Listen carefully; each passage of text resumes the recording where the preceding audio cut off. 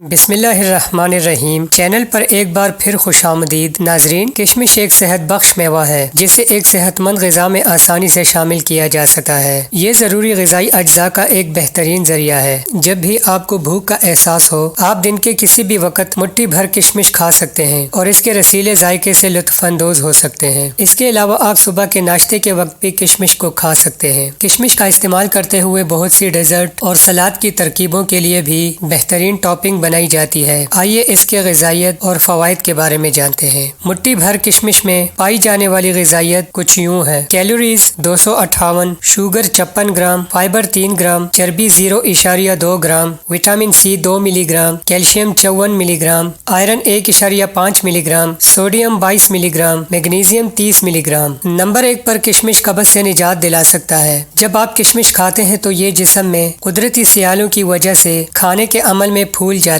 ہے۔ یہ مادے میں حرکت کرنے والے کھانے میں زیادہ مقدار میں اضافہ کرتا ہے اور قدرتی طور پر آپ کو قبض سے نجات دلاتا ہے۔ اسی طرح یہ اسہال کی تعداد کو بھی کم کرتا ہے۔ روزانہ کی بنیاد پر کشمش کا استعمال جسم کے لیے اچھا ہو سکتا ہے۔ کشمش فائبر سے بھرپور ہوتا ہے، اس لیے یہ ہاضمے کا ایک بہترین حل ہے۔ سونے سے پہلے یا جاگنے کے بعد مٹھی بھر بھیگی ہوئی کشمش کا صحت بخش استعمال قبض کو روکنے، آنتوں کی حرکت کو ہموار کرنے اور جسم سے زہریلے مادوں کو ختم کرنے میں مدد فراہم کرتا ہے۔ بھیگی ہوئی کشمش کے کچھ فوائد میں اپھارا اور ایسڈ ریفلیکس میں آرام فراہم کرنا بھی شامل ہے۔ یہ وزن کو کم کرنے کے لیے کشمش کو بھی ایک بہترین انتخاب بناتا ہے، کیونکہ اچھا ہاضمہ صحت مند کھانے اور مجموعی وزن کے انتظام کو فروغ دیتا ہے۔ نمبر 2 پر یہ جگر کو صحت مند رکھتا ہے۔ کولا اور الکوہل جیسے مشروبات کا استعمال آپ کے جگر کے دشمن ہوتے ہیں۔ اگر آپ ان میں سے کسی ایک کو بھی اپنی خوراک میں شامل کرتے ہیں تو آپ کو اپنی روزمرہ کی خوراک میں بھیگی ہوئی کشمش ضرور شامل کرنی چاہیے۔ بھیگی ہوئی کشمش اور جس پانی میں انہیں بھگویا جاتا ہے وہ دونوں جگر کے لیے اچھے ہوتے ہیں۔ یہ خون کو صاف کرتے ہیں اور آپ کے جگر کو بھی صاف کرتے ہیں اور اسی وجہ سے یہ جگر کے لیے فائدہ مند ہے۔ نمبر 3 پر یہ تیزابیت سے لڑنے میں مدد فراہم کرتا ہے۔ کشمش میں میگنیزیم اور پوٹاشیم جیسے